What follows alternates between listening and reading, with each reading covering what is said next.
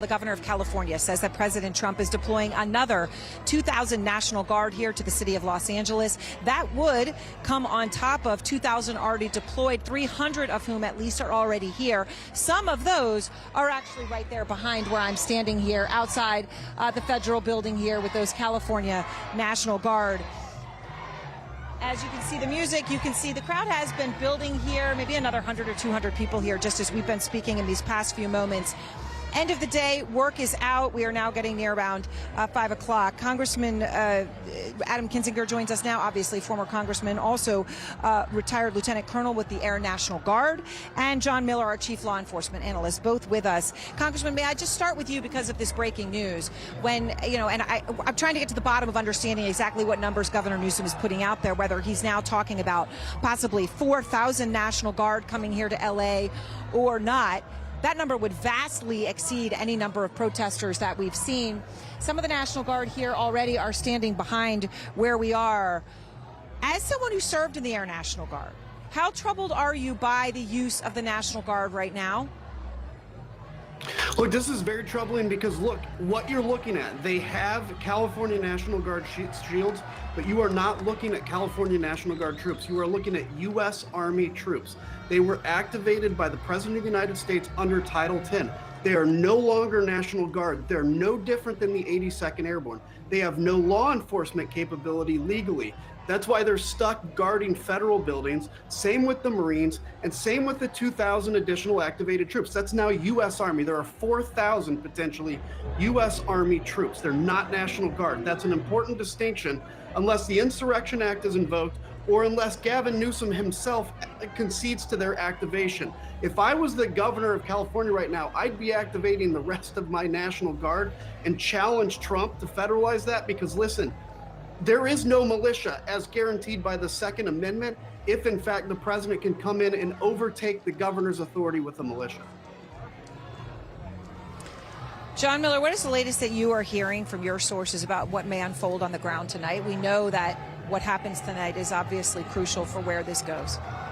Well, I mean, what they're focused on is gathering the resources. You know, the LAPD, which is a city of 3.5 million people, it's a third larger geographically than even New York City, but it's only 8,000 cops, which is smaller than Chicago, smaller than New York, and it's about 2,000 less than the LAPD is budgeted for, but it's the number they're working with. So resources are an issue. When they get into a thing where they're having to deploy mobile field forces in the numbers of 250 or 300 officers to maintain order in the city based on what's going downtown, that means other calls aren't being answered. So what they're looking at is outreach from City Hall and their community affairs people to people within the protest groups, trying to de-escalate things that may get out of control. What they're looking at is outreach from the LAPD to their contacts within the protest groups to say, how do we keep this de-escalated? And that's Fred Booker and his team, who I have a lot of experience with in LAPD, who did that very well for years. But what they're looking for is, can we manage these protests without it going over the line? What ends up happening, and we saw this yesterday, is if the rocks and bottles start coming, if you know, the graffiti keeps going, if windows are broken, that's where you end up declaring it under 409 Penal Code, California state law, an unlawful assembly. And then it falls to the LAPD, not the National Guard and not ICE, to disperse that crowd, which, as we saw yesterday, is a difficult task. It can get messy and it can take time. Congressman, I will just say, to give you a chance here, when I'm looking around, I saw the man with the Mexican flag and the American flag, which was a powerful moment. But there are a lot of Mexican flags here, just Mexican flags. We can even see just a few right next to me where I am. What's the importance of that? Look, I honestly think people should be carrying the American flag around. It's one thing if you're at a protest supporting Ukraine and defending Ukraine, even if, you know, Palestinian flags. What this is a protest about is people wanting to be American or wanting to stay in the United States. I think the visuals of carrying that are terrible, honestly. And this is feeding right into Donald Trump's narrative. People can carry whatever flag they want. They have a right to do it. I just think it would be much stronger if they were carrying American flags home. Breaking news here in Los Angeles. We are just watching their orders coming from the police saying they're going to be trying to disperse this crowd. They, about 3 minutes ago, gave them 5 minutes, so we'll see what's happening. We're seeing some people putting more masks on, worried about tear gas or something being used to deploy. We'll see what happens here in these next few moments. All eyes also on the governor of California and the president of the United States, and the long simmering feud that is now at the center of what we are seeing unfold here in Los Angeles tonight. I like Gavin Newsom. He's a nice guy, but he's grossly incompetent. Everybody knows. That old showdown between Donald Trump and Gavin Newsom is back, and explosive as ever. It's my job to clean up Donald Trump's mess, because he's making it by the hour. The president and the California governor have long been tangling over immigration. I said, look, you got to take care of this, otherwise I'm sending in the troops. That's what we did.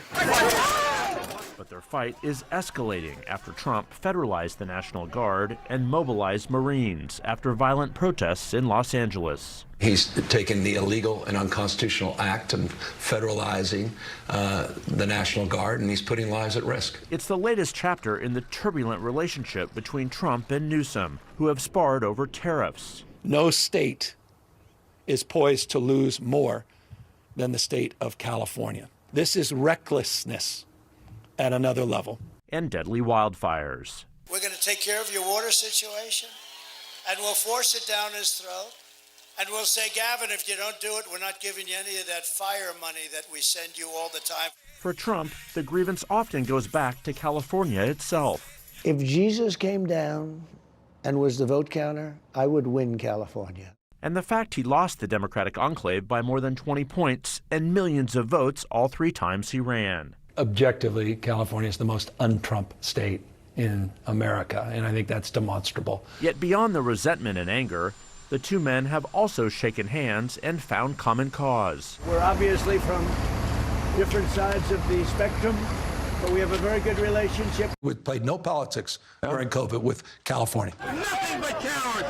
Tonight, those pleasantries are a distant memory, with California in Trump's crosshairs again. We did the right thing. Everybody agrees to that. But you have a governor who let the city burn down. I think Gavin, in his own way, is probably happy I got involved. No sign of that, as Newsom sued Trump and called his actions an unmistakable step toward authoritarianism. And as the war of words continue, Governor Newsom is saying that he believes that the White House is also considering sending 2,000 more National Guard troops. Aaron, tonight he's saying this isn't about public safety, but in his words, it's about stroking a dangerous president's ego. Aaron? All right. Thank you very much, Jeff Zeleny. And we've just moved away from the building here as we get ready to hand it off. I'm going to be here all night. You can see behind us, they say, are some of those U.S. Marines arriving in buses right up behind us. The federal building is right over here. You can see those. We'll give you that shot, and I'll probably be up here in a few moments here. Let's hand it off now to AC 360.